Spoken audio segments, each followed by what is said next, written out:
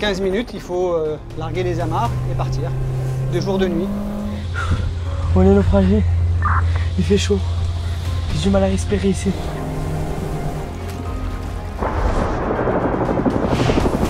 Les sauveteurs en mer, ils donnent tout et ils ne prennent que les risques. Ils ne demandent rien en retour. Cette peur de la mort, elle reste quelque part en nous. Et pour nos familles, c'est compliqué pour eux.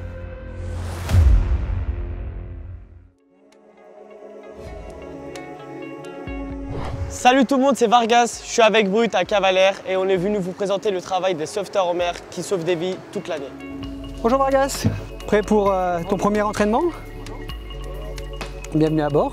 Donc là tu es à bord de la SNS 260 Cap Vigie, qui équipe la station SNSM de Cavalère. Eh ben, on va commencer déjà par te donner une tenue. Allez, on te laisse te changer et puis après on va te briefer. Franchement, j'appréhende. J'appréhende beaucoup. Ouais, déjà sur la terre ferme, il m'arrive tout le temps des galères. Alors dans l'eau. Bon bah je suis prêt hein. Tu sais ce que c'est ça? Non. À ton avis? Ça on s'en sert. Les bouées de sauvetage. Même plus qu'une bouée, c'est un radeau de survie. Et tu verras que là, quand on va tirer là-dessus, à un moment donné, pouf, ça va s'ouvrir. Et là, bah, tu as un petit bateau flottant. Et ça prend combien de personnes à l'intérieur? Ça dépend. Ça peut aller 6, 8, des fois plus. Le poids? Ouais, suivant la taille du bateau.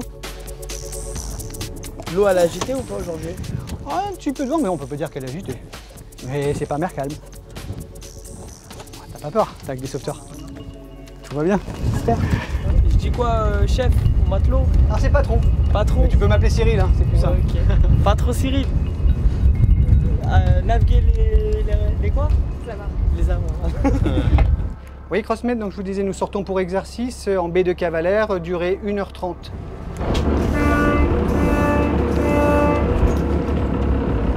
Là on part sur un exercice d'entraînement, mais il faut savoir qu'à tout moment on peut appeler pour faire une vraie mission de sauvetage. Donc voilà, c'est parti. Alors la SNSM, ça veut dire Société Nationale de Sauvetage en Mer. La SNSM, en fait, puise ses racines dans les années 1860-1870.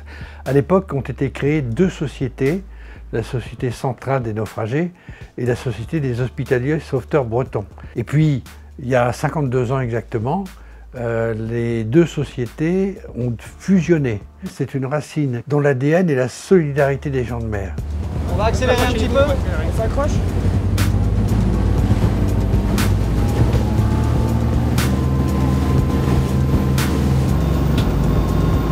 Vargas, t'as déjà barré? Non, moi je vais pas répondre. Alors regarde, mets la main sur la barre. Vous êtes sûr? Ouais, vas-y, je suis à côté. Tu vas suivre un cap visuel, c'est la pointe du cap. Ton bateau est dessus, hop, tu rattrapes un peu par là. Voilà, nickel. Alors ça c'est la première étape, tu vois. Un équipier, on lui demande de savoir barrer. Pourquoi? Parce que si moi le patron, il faut que je fasse autre chose, que je parle à la radio, que j'organise mon opération, je vais peut-être déléguer, je vais dire à quelqu'un, tu tiens ce cap. C'est bien. T'auras jamais cru, hein? Le bateau, on dirait, il est en I, il est en levé.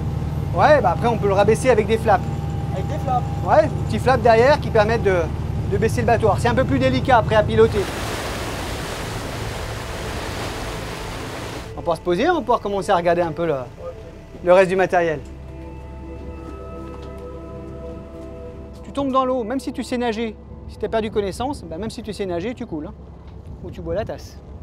Donc ça te garde en vie. Tu vas changer de gilet et tu vas mettre ce gilet là. Ça c'est un gilet d'entraînement. On a le choix. Soit tu te dis, allez je me fous à la baille et je vois ce que ça donne. Et ça s'ouvre. Soit, tranquille, sur le bateau, tu veux pas te mouiller et on va tirer sur les poignets. Ah, moi je suis très défi donc je vais me jeter à l'eau. Tu veux te jeter à l'eau? Ouais, pose la casquette alors. L'eau elle a combien de degrés? Elle est bonne. Il n'y a pas de requin, il n'y a pas de... Ah non, en Méditerranée, ça risque rien. Des dauphins. des dauphins? Ouais. Maman!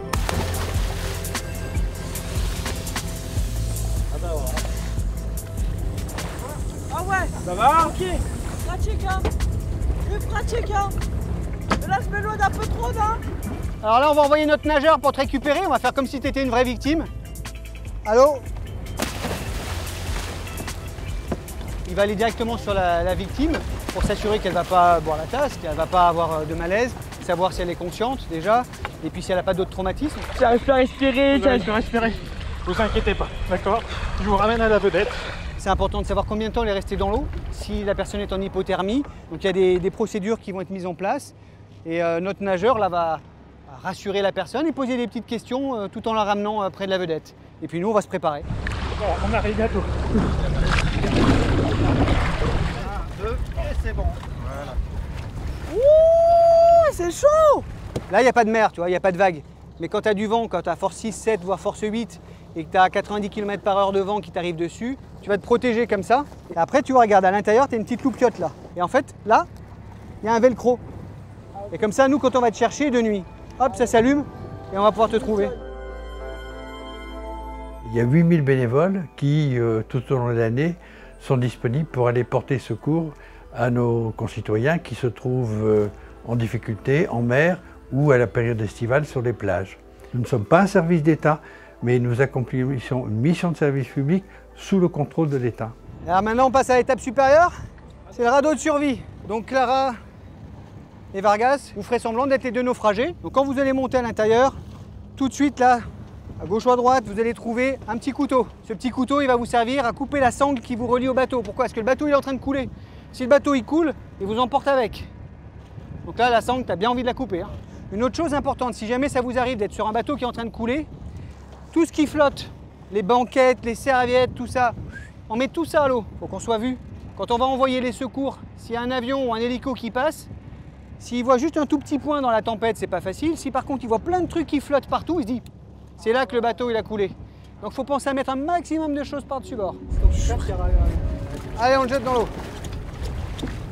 Allez, attention. Voilà.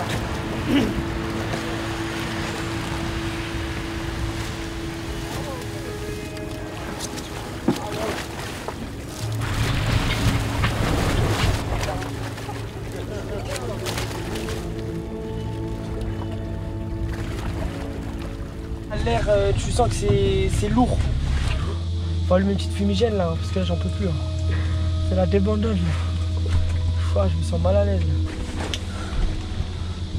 Ah. Ça marche pas? Celle-là, elle a pas marché. Waouh! Wesh, elle est partie où? Elle est partie dans l'eau. Waouh! Elle est cramée là! Wow. Un troisième n'est pas passé, elles sont périmées. Oh bah tout est périmé. Donc sur les 3 feux à main qu'elle a essayé de déclencher, aucun des 3 n'a fonctionné. Donc là, on se rend compte de l'importance fondamentale de faire réviser tous les ans son matériel de sécurité. Allez, maintenant on va aller les chercher quand même, on est sympa. Il faut entretenir son bateau, il faut dire où on va, il faut connaître son bateau, il faut être capable de réparer une petite panne qui arrive, il faut bien regarder la météo, voilà, les courants, connaître. Et voilà, ce sont des précautions élémentaires à prendre. Et moi, j'en appelle à la responsabilité de tous ceux qui fréquentent la mer. Il faut que la mer reste un plaisir. Or, la mer, si on ne la respecte pas, la mer peut être très vite dangereuse. Je suis mal à respirer. Bonjour monsieur, nous sommes les sauveteurs en mer. On vient vous porter assistance. Nous allons envoyer un nageur à bord du radeau de survie pour venir vous chercher. Ah, je sens pas bien là.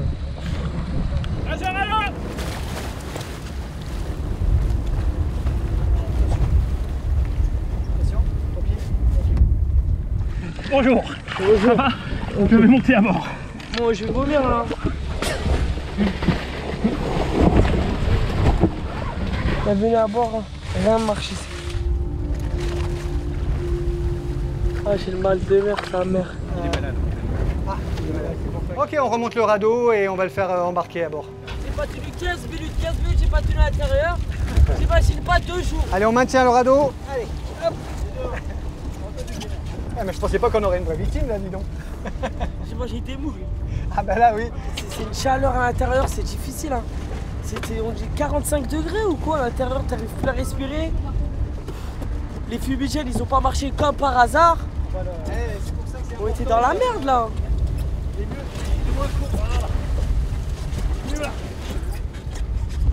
Donc, dans un radeau de survie, ça c'est ce qui est vital, c'est l'eau.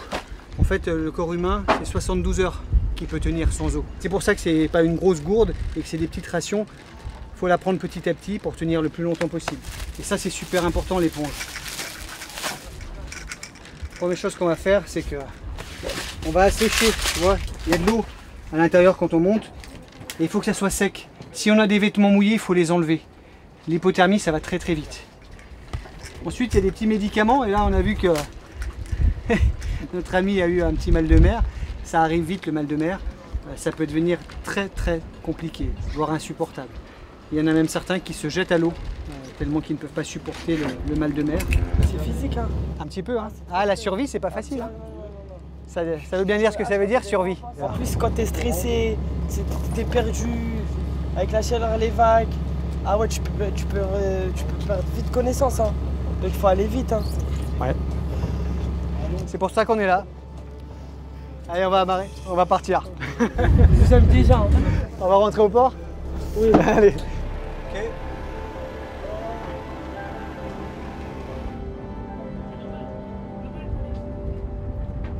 Est-ce que vous avez déjà eu des opérations difficiles? Oui, des opérations difficiles, on est plusieurs à en avoir vécu, qui se sont bien terminées des fois où on était content, même si c'était très compliqué, on avait sauvé les gens. Et puis il y a eu des fois où même pour nous, c'est devenu compliqué. Et quand tu as ta femme et tes filles qui se disent 3 h du matin, il y a du vent, s'il est parti, là, c'est que c'est compliqué. Donc là, en général, tant que tu n'es pas rentré, que tu n'as pas envoyé un petit SMS pour dire c'est bon, on est de retour, bah, ils angoissent. Ils ne savent pas ce qui se passe. Une image terrible, cette vedette de la SNSM, la Société Nationale de Sauvetage en Mer, retournée sur le rivage des Sables d'Olonne. L'embarcation a chaviré alors qu'elle partait au secours d'un bateau de pêche. À son bord, 7 bénévoles, 3 sont morts. Un pêcheur est lui aussi porté disparu ce soir. C'est le drame qu'on redoute tous. On espère que ça n'arrive jamais. Et puis quand ça arrive, ben, on est tous touchés. C'est vraiment un deuil pour nous. C'est d'une parce qu'on se projette, parce qu'on se dit que ça peut nous arriver, et 2 parce que on est tous quelque part un peu tous des frères. Donc ouais, c'est des frères qu'on a perdus. Ouais, peut-être tous les jours dans un bateau, vous partagez des liens forts. Ouais, ça c'est vrai, c'est quelque chose qui nous unit, ouais, tout à fait. Et ça nous a tous impactés. Alors en même temps, ça nous soude, ça nous motive encore plus à être déterminé à sauver les gens. Ça fait partie des risques du métier et même si on est bénévole, ça reste une passion et on est bien content de se dire que voilà, on va sauver des gens. Et ça, c'est l'un des plus beaux métiers. Voilà, c'est une passion, du bénévolat et donc tout ça, c'est vrai que c'est beau, ça nous motive. Moi, reste pas à vous, c'est du courage. Hein.